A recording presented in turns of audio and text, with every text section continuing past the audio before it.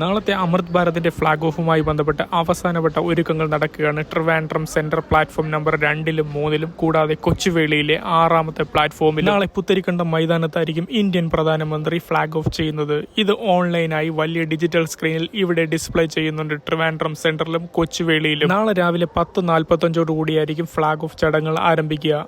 അതിനു മുമ്പായി കുട്ടികൾ അവതരിപ്പിക്കുന്ന ഒരുപാട് കൾച്ചറൽ പ്രോഗ്രാംസും റെയിൽവേ സംഘടിപ്പിച്ചിട്ടുണ്ട്. കൂടാതെ അമൃത് ഭാരതിനെ സ്വീകരിക്കാനായി ഓരോ റെയിൽവേ സ്റ്റേഷനിലും ചെണ്ടമേളം ഉൾപ്പെടെയുള്ള എല്ലാ സ്വീകരണ പരിപാടികളും സംഘടിപ്പിച്ചിട്ടുണ്ട്. നാളെ പ്രധാനമന്ത്രി ഫ്ളാഗ് ഓഫ് ചെയ്യുക 3 അമൃത് ഭാരത് ട്രെയിനും 1 പാസഞ്ചർ ട്രെയിനുമാണ്.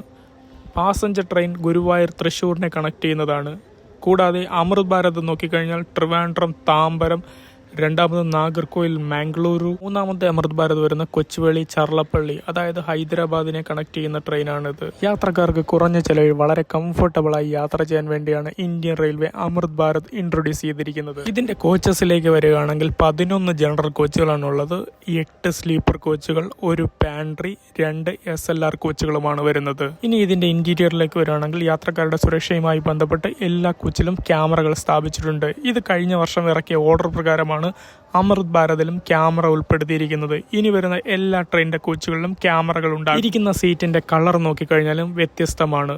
ഒരു മഞ്ഞ കളറാണ് നൽകിയിരിക്കുന്നത്. കൂടാതെ എടുത്തു പറയേണ്ടത് ഓട്ടോമാറ്റിക് ഡോർ അല്ല എന്നതാണ്. അൺറിസർവ്ഡ് കോച്ച് ഉള്ളത് കൊണ്ട് തന്നെ ഓട്ടോമാറ്റിക് ഡോർ ഇതിൽ സാധ്യമല്ല. പ്രധാനമന്ത്രി കേരളത്തിലെത്തുന്നതോടുകൂടി എല്ലാ റെയിൽവേ സ്റ്റേഷനിലും സുരക്ഷ ശക്തമാക്കിയിട്ടുണ്ട്. അമൃത് ഭാരതിന്റെ ഫ്ളാഗ് ഓഫുമായി ബന്ധപ്പെട്ട എല്ലാ ചടങ്ങുകളും അപ്പോൾ തന്നെ ഈ പേജിൽ അപ്ലോഡ് ചെയ്യുന്നതാണ്. അപ്പോൾ ട്രെയിനുമായി ബന്ധപ്പെട്ട എല്ലാ കാഴ്ചകളും കാണുന്നതിന് വേണ്ടി ഈ പേജ് കൂടി ഒന്ന് ഫോളോ ചെയ്ത് വെച്ചോളൂ.